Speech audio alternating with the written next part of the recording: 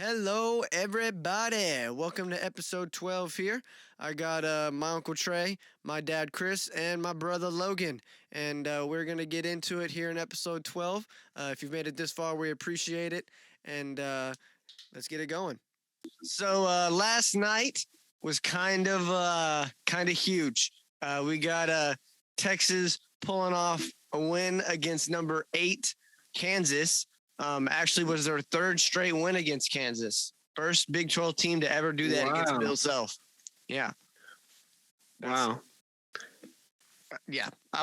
So to kind of dive into what we were talking about in our text message group chain thing, that was a completely different team that showed up to the court yesterday than what walked into the Texas Tech, because I don't know what happened, but whatever happened, I'm glad it happened, because we walked out on that court yesterday and absolutely just wore out Kansas. And at the beginning, I don't mean to go on a long monologue, but I had a lot of thoughts about this game. At the beginning of the game, when I turned it on, Kansas went on a run. Kansas, it was like 17 to like 4 or something. Like it was a blowout at that point. You're not allowed to watch any more games. And at least not till the second half. Clearly. Well, I mean, I watched the whole thing. I did. I stayed in even though we were losing. Stayed in, watched the whole thing. But it was really cool to watch, just to see the communication on both sides of the ball, and it finally looked like offensively we had an identity. You see Timmy Allen 24 and 8 yesterday. So I mean, he was scoring, getting rebounds. Finally, 24 and 9. Yeah. I think Carr finally, towards the end of the game, knew he wasn't going to get any buckets to fall. So he kind of finally started to share the wealth, if you will. He wasn't calling ISOs every other play?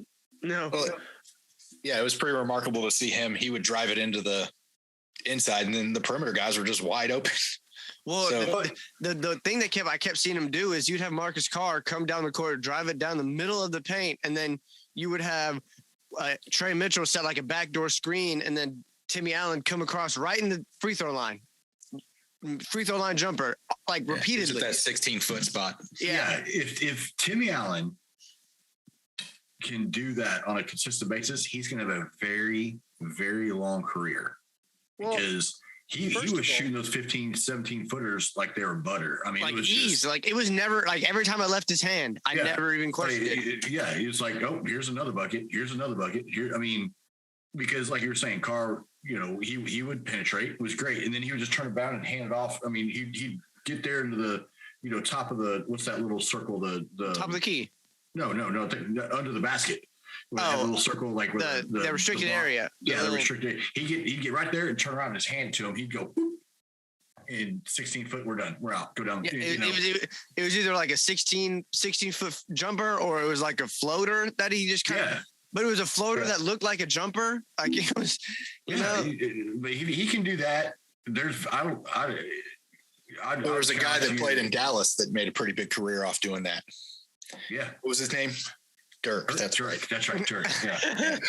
Yeah. Hall of Famer, whatever. Yeah. But he'll have a long career if he can master that 15, 17 foot, little floater, jumper, whatever you want to call it. But I think another thing is that a few things was the environment, like being at home, having a sold out stadium, making in-game adjustments, Texas has been notorious for, not being able to fill the Irwin Center. Shoot, that's half the reason they're making the Moody Center, is to make it a more advantageous place to play. Yeah. With smaller crowds.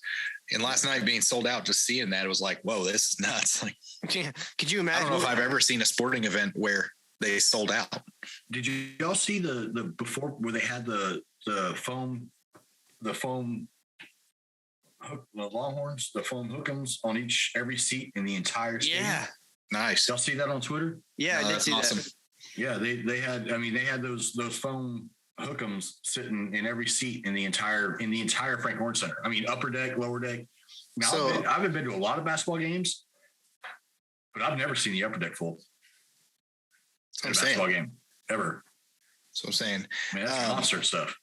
It's there was some tweets that came out today of like older football players. I won't name names, but older football players and some basketball players, and just people from all the other sports being like, "We don't storm the field. That's not what Texas does." No. And there were a lot of people like, "It's the last time we're going to beat Kansas in the Frank Irwin Center." Like, and Chris Beard basically told them to storm it. Like, he's bringing that. Was it Huffy that said that? Yeah.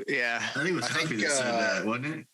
No, it was Quan, maybe. Quan. It was Quan. and you know what? So Reagan. That's right. Speaking of, we were talking about. Shout out Reagan Huggins on Twitter. If you hear this, probably won't, but if you do, he actually commented or sent a message to whoever it was that said that. I think it was Cosby. That's who I think it is. But he replied to it, and he was like, "Beard told us to storm the court," and Quan replied and just said, "Do what the man says." LOL. It's like, yeah, I didn't read all that's the kind of our comments, thing. Like, we've never stormed the field, we've never stormed the court. That's just, we're going to eat our wine and cheese and be all proper. yeah, the T-set part of that, right? The blue Where hairs. it comes from. Yeah, the blue hairs sitting around the 50 going, no, we can't get on the court. That brings up another thing. I think it was Brian Davis. It was one of the beat reporters made a comment about like, how are you going to get over the wine and cheese crowd? And Chris Beard said something like, well, we just have to play better and, change everybody's attitude. And the next home game, whoever the beat reporter was, Chris Beard had a cheese plate and a glass of wine sitting in his spot. nice. Yes, Well sir. done, Mr. Beard. Well That's done. the ultimate. That is petty at its finest, and I love it. I love it. Remember when y'all were questioning? Remember when y'all were questioning Ethan and Dad when Chris Beard was a good coach? Remember Okay, first of all, You look. episode ago? Hold on. Wait. Let me Remember that? defend I myself. didn't- Let me defend myself first. Okay. Yes. Both of you said both of No, y'all. I said he had success at Texas. He had success at Little Rock. He had success at Tech. I said that. I mean, look. Let me just break down the play that kind of just because he kind of screwed himself in my eyes. Let me finish. Let me get back around to the play. It'll make sense in the end. We've all been there. So it was about there was 6 seconds left, 6.4 seconds left in the game. And Kansas inbounds the ball. And, instead of and if Texas fouls at this point, Kansas goes to the line for 2 and Texas is up by 3. So Chris Beard thinks he knows that if I foul them, the most points they can get is 2. If they don't get the rebound, obviously. So in hopes that we get the rebound, the most points they can get is 2. So, but instead of fouling them early, he literally lets Kansas dribble to their death, essentially. Like, he lets Kansas dribble the ball out on themselves. They literally dribble the ball down the court with 2 seconds left. We foul him. He misses a free throw. We get the ball. Game over. Yeah. Well, the dude misses the first free throw. So Yeah. at that point, that was ball game. Yeah. That was it. They were going to rebound that, kick it out to the 3, and shoot within a second and a half. Second half, yeah. So that That's sequence what's happening. of plays definitely that sequence of play calling and knowing what's going on the court was definitely eye opening for me, and I can tip my cap to that. Because he definitely coached. That was a very well coached game. It was nice to hit our free throws late in the game. It was when nice. we lose, It was nice to that's coach. It was nice to play a game. They were shot like 90 some odd percent. Yeah, it was nice to be in a game where the free throws and foul calls were dead even. Both of them dead even. And Kansas. Everybody on Twitter was talking about how,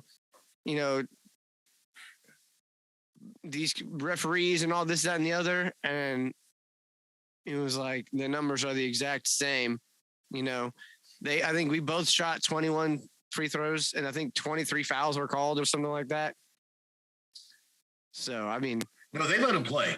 They let him play both ways. There was calls both ways. I was like, yeah, that was like a serious hack, But they let him play. If it was egregious, then yeah, they called it. But if they weren't calling this ticky tack. Oh, you touched him, so now it's a foul. Who's the kid that shot the three? Trey Mitchell. Trey Mitchell. 1 for 6. Banks in the three. Down, what were we, 76, 72 at the time? Yeah. Right? It's the first one he hit all night. Yeah. 1 for 6. Yeah. And was that a drawn up play or did that just happen? I think it was a drawn up play. The thing is like he can make that shot. So like, I mean, I've seen him make it in other games before. So like, I would suspect that was a drawn up play because he can make that. That's because the straight line three is like the easiest shot to make. It's just an extended free throw. Just hit it straight on. I mean, we've had trouble with this year. Yeah. When he made that, I was like, what is happening right now? Yeah, this team is our center just made a three. Yeah. Well, he shot 6 of them. I mean, yeah, he shot 6 of them. Right. And you know what? And he banked it. I love the bank. If guys would hit, there's a whole backboard. Like a lot of these guys operate like there's not a backboard. There's a whole backboard. Just hit the square. Hit the square. And it's going to go in. Yeah. Just it's physics, man. Hit the square, it's going to go in. Might be geometry.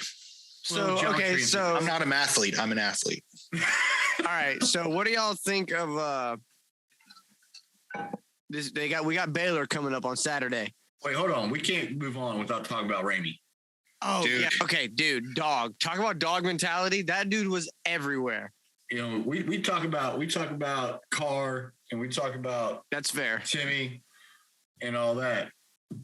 But Ramey shut those sons of bitches down. Yeah. I mean, he shut them down. Like they're you're talking about All-American. He was guarding. He held him to half of his shot production. Like he was like +1. I'm looking at his stats right now.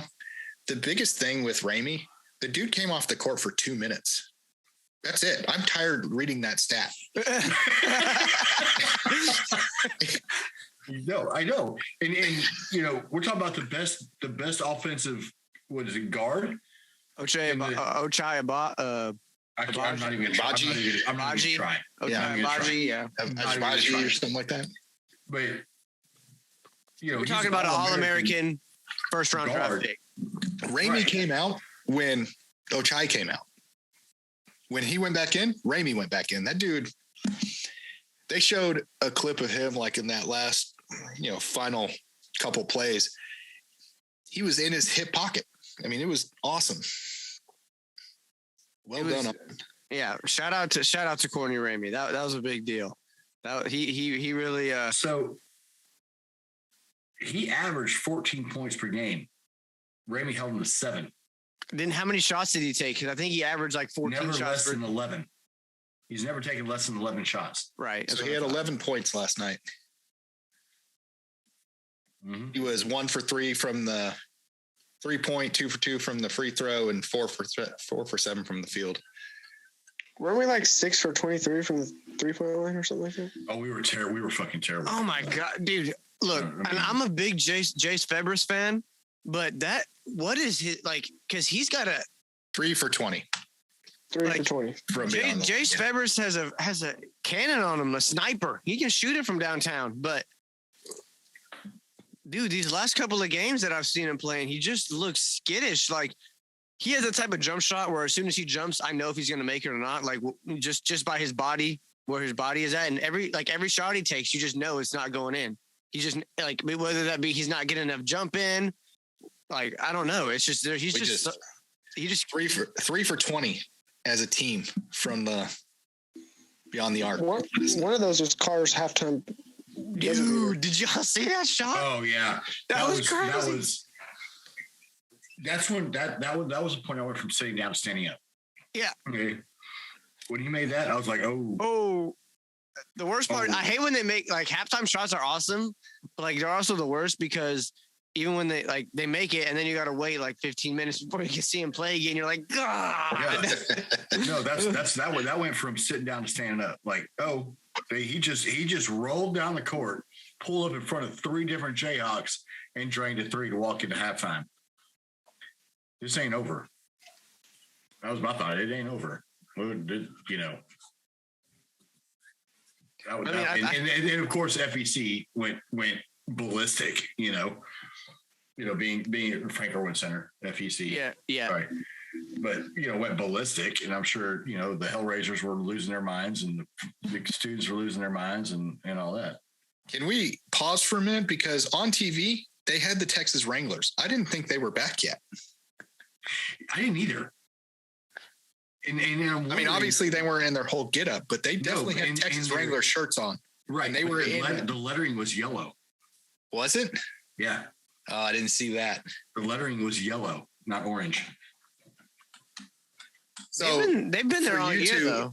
The Texas Wranglers are the group that used to fire the cannon.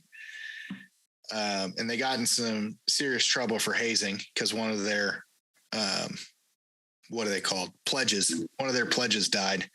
And so they got, which was the second time in like 20 years that one of their pledges had died from hazing directly. So they got shut down, kicked off campus. What? Wow. So, yeah, they had the black with yellow writing. Who fires the cannon now? The Silver Spurs. Yeah. They're the ones that handle, traditionally, they're the ones that handle Bevo. So, I guess in short, this basketball team. So, I guess to move on to the things coming up, Baylor. We got Baylor on Saturday at Baylor. So Baylor lost. Trey, you want to swing by and pick me up? When is it? Saturday. Nah. I'm under the impression. So full disclosure, I'm not a huge basketball fan. I think basketball, if you got both teams out there, let them run sprints, suicides for about 15, 20 minutes, make it 77, put 2 minutes on the clock. I think you have the same results. I have a hard time really getting into basketball just because I get bored. My ADD ass needs. You like baseball and softball. Okay, softball is nothing like that. There's a lot going on in softball. And baseball, I like to go there because America. You know what? I'll accept that. I'll accept that answer. Trey, are you a part of the whole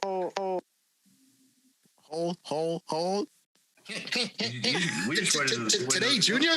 We went into the Lomo remix there. Wiggle. Hole. I mean, you're the only one here not drinking, Bubba. You okay? Yeah, are you good? You're the only one you here. Do not make fun of a kindergartner for not being able to read. What? Logan, what? That quote might be before your time. Can y'all hear me? Mm-hmm. Yeah. Oh, okay. So are you a part of the whole Occupy Left Field thing? Not really. That's only baseball. We have our own thing at softball. We just call ourselves the Wall. Gotcha. But we're still in left field. We just couldn't be something left field because then baseball, they're cool guys. And I disagree with their leader guy on some things, but they're cool to hang out with. I'll go over there and have some beers with them, whatever. And when baseball is done playing and softball plays after them, which is pretty rare, they'll come over and watch with us sometimes. So they're cool dudes. Back to the whole Baylor thing. So we're gonna, at some point, we're gonna have to go down that. I disagree with their head guy thing. Probably on a different episode, or even sit on the front porch. I'm not even gonna get into it. He's very vocal about political things. Okay. He tends to lean left on everything, where I am more in the middle, and so he's got a platform and he vocalizes it, and I just think he shouldn't. But it's his Twitter. I'm not gonna. Teach their own. Yeah, exactly. Yeah, moving on. So Baylor. You do you. That's what I tell him. You do you. And then we drink beers together because America. So we got Baylor at Baylor. And Baylor actually was recently beat by Kansas. By 27. By like 30 points, yeah. 27, I think, 25, 27, something like that. So this is going to get interesting really fast. I don't want to jinx it, but if things go well. I think this will come back to the whole environment thing and in-game adjustments. I think now we have some sort of confidence, you know? I hope that if the Baylor Stadium is packed, I hope that doesn't have the same effect on Texas as it did that Texas Tech. So, you know, coming in skittish and not playing basketball like they know how to play basketball. Well, you know, the environment, I mean, there were so many things. I mean, Tech was over the top. You know, when you have kids camping out for tickets 2 days before the game, and then you have a couple hundred of them welcoming the bus in, that's just a different. And it's funny because they're, you know, this is totally a Tech. You know, they have a good team and a good coach, and they're still hell bent over the last coach. Like it's totally a Tech thing to do. You know,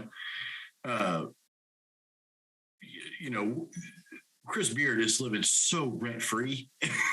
Oh yeah, it's insane. But yeah, and I mean, who the hell wants to go to Lubbock? I mean, I would probably play that too, just because you were in Lubbock. They got a sweet little if any of our family from Lubbock, floating river. You know, They got a sweet little floating river through campus now. It's their only water source. Yeah. There's not another water source within 100 fucking miles of that place. So, you know, I probably wouldn't play well in Lubbock either. But you know, going into Baylor, Texas Tech comes here 2 Saturdays. I wouldn't mind getting a week and a half. I think it's the 19th. Yeah, hey, so that date is. Try to get some tickets for that game because I swear to God, I'm going to be in Austin for that. I'm going to be in Austin that weekend. So, if you, hey, I'll get tickets. I will get tickets. Good luck. It's sold out. So. Are you already, man? You can get tickets. It's never all the way sold out. You can buy tickets somewhere. Get on StubHub or wherever as they sell tickets, but that'd be a good one to get to because what goes around comes around, y'all. Oh, that's a morning game. Play at 11:30 in the morning. Of course. You know what they say about karma, so right? are they handing out mimosas and Bloody Marys like they did a couple weeks ago? God, I hope so. If not, I got boots. We will. I mean, you know, but no, I think it's going to be, it'll be a different environment in Lubbock. I mean, in Waco than it was in Lubbock. Obviously, you don't really want to get a team coming off getting their ass kicked. You know, did Baylor have a game this week or was that? Yeah, they beat Kansas State, I think. Yeah. They played Kansas State this week? Yeah. Okay, so that's like us beating Iowa State, whatever. But because they're both down. Iowa State's a good team. But they're like 3-7 in conference or whatever. That just speaks to how good this conference is. Yeah, the Big 12 is just a crazy conference. The Big 12 eats itself. Well, Texas has the toughest schedule remaining in the Big 12. Right. Well, I thought the same thing. And then when they had the SEC Big 12 challenge, the SEC whooped our ass. Baylor lost. We lost. I mean, but that's the same thing as saying. No, we beat Tennessee. That was when we beat Tennessee. Yeah. But Baylor lost that weekend. Kansas lost that weekend. They had the SEC Big 12 challenge, and here's the thing about that. Clock. I mean, yeah, okay, and Texas beat Georgia in football one year. You know, so yeah, you're gonna. I think top to bottom, if you were. We didn't just beat Georgia. We beat the shit out of Georgia. But they didn't want to be there, so. They didn't want to be there, right. They took the day off. The SEC's never lost a game they actually wanted to be in. Oh, what? Never. Come on now, it's the SEC. And so how do we? We're about to be in the SEC. Yeah, I was like, how do we convert. I'm still going to talk shit about the rest of the schools. Yes. You know, when a Big 12 team goes to anything, and if they're not playing, or I don't give a crap if they're not playing Texas. I'm going to root against them. It's like people used to get on me for like, why do you root against A&M? It's like, because I hate them. I think they're a bunch of queers. Like, oh, Ethan, you're going to have to root me for that one. Shouldn't you root for? Oh, sorry. It's fine. Carry on. You want me to re-say it? I hate them. I think they're a bunch of idiots. It's like, why not root for OU when they're playing in bowl games? I hate them. I think they're a bunch of idiots. Like, I could say this about many other schools. I hate them. I think they're a bunch of idiots. You know, people are like, oh, who are you rooting for in the Super Bowl? I was like, I don't give a crap. Cowboys aren't playing. I hate them. They're a bunch of idiots. I have my teams. I like the Spurs. I like the Cowboys. I like the Longhorns. Outside of that, I hate them. Right. And the Rangers. And the Rangers. Oh, and the Rangers. Absolutely Rangers. And Austin FC? Yeah, of course. Okay. We have one professional team. I'm going to root for the home team. Right. All right. How long before that changes? Probably won't. I don't have as much invested in Austin FC. Like when they beat Dallas, when they beat Houston. I'm saying pro team. You think we get a baseball team anytime? San Antonio will get them before we do. That doesn't make any sense to me, but I mean, bigger market. I mean, I guess the market is kind of clogged up in Austin, so. Well, it's pretty much UT and everything else. We have Circuit of the Americas, so I guess we have pro racing. That's true. I still haven't been to one of those. So anyway, let's get back to Baylor versus Texas. Yeah. And how's that going to fare? I mean, okay, so it's going to get interesting. If we win, we're in the thick of the race. We're back in the driver's seat of our own destiny. Okay. If we lose, it doesn't hurt as bad because we beat Kansas, but we still got to basically. We've only lost 3 games. 6 games, Logan. 6 games. Sorry. 6 games. I mean, yeah, but that's the thing though, is the standard needs to be higher than we need to be competing for conference championships and competing for the tournament every year. So Duke just lost. Auburn, the number 1 team, is about to lose. Yeah. I'm not saying. All I'm saying is we should never create excuses for losses. Yeah, we lost 6 games, and we've won 18 games. You have Baylor, who I'm pretty sure they lost to Texas Tech, who we also lost to, but they also lost to Kansas, didn't they? Yeah, and we beat Kansas. So. Yeah. It really it's been almost a month since Texas Tech beat. That was when Baylor was number 1, and so they were all hyped. All right. So the spread is Baylor minus 5.5 against us. Mm-hmm. Jeez, I'll take that. Over under is 144.5 points. That's high. I would take the under on that. Why? We just scored 140 points. But that never. But we have one of the best defenses in the country, and 70 points is almost unheard of. Bill Self said it himself. If you would have told them they were going to put up 70 on us, they were going to win. So, I think 9 times out of 10, we're going to hold a team to under 60 points and right at or just above 50 points. I think that's the kind of the normal range, is 50 to 60 points. So, I mean, with that being said, I think it's going to be probably around like 130, maybe. But I think the over under. I think I'm going under on that one for sure. I don't know. I mean, we're what, 16-1 at home, something like that. Oh, we're 15, and we were the first team to win 15 games at home. I know that for a fact. Yeah. And how many games have we won all year? 18. So we've won 3 on the road. I mean, we're 18-6, right? Yeah. So we're 3-3 at home, and no, we're hold on. That's 15-1 at home, and we're 3-5 on the road. yeah, that's what I mean. Yeah. I mean, based on that, we're going to get our ass beat. Yeah, I mean, hopefully. Go ahead. I was going to say, I mean, what team shows up? Does the Tech team show up, or does the Kansas team show up? Yeah, who knows? So I was looking at the wrong year. Apparently, it's 2022. Right? Yes, Dad, it is. Yeah, we've reached 2022 status. So the spread is Baylor minus 11.5. Yeah. That's when you said only 5, I was like, I'll take Texas all day. Over under is 135. That makes more sense. That makes more sense. Yeah. Wait, isn't that what I just said? I just said 135. Texas versus Baylor. Oh, I'm looking at the wrong shit. Come on, Dad. You have one job. You're the computer guy. Where we sit right now, what number do you think we go in the tournament?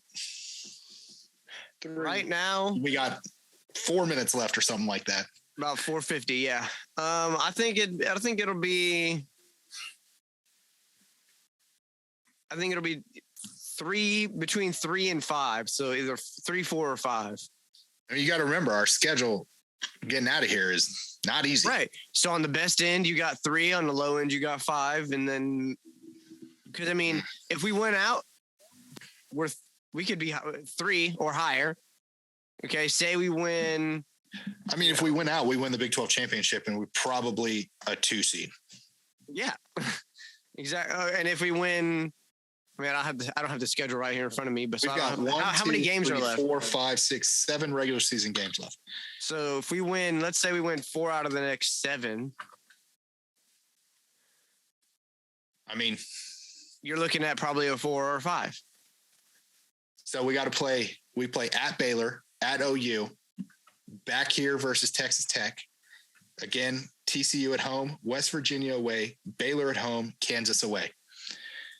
If we can take 3 of those, I'll be pretty happy.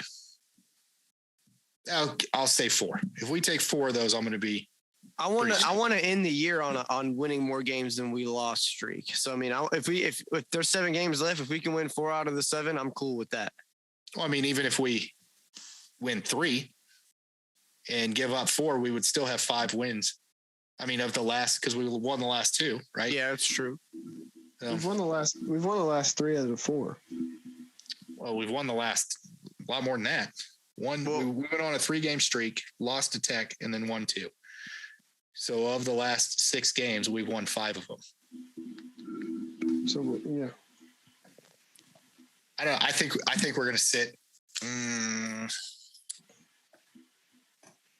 4 optimistically, and I think 6 pessimistically. Nope, I'll say 7. 7. Yeah, because I don't know.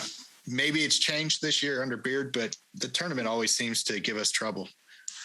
That's true. The conference tournament. So I remember when you were living in Franklin, and we played. Oh my God, I remember that too. We were in the tournament, and who were we playing? Like Northern Illinois or something. Yeah, University of Northern Illinois. Okay, and Shot 3. We're standing in the middle of the half court shot. All 3 of us fell. We just fell out. We just fell to the floor. Just could not believe it. I remember that was So no, that was depressing. So matchup predictor on ESPN has Baylor 75% chance of winning. Yeah. We're not great on the road. Well, it's like 74 point some change, but yeah. Dude. Okay. We're not great on the road. We're not great. And Baylor's a hard place to go into. They got a small arena.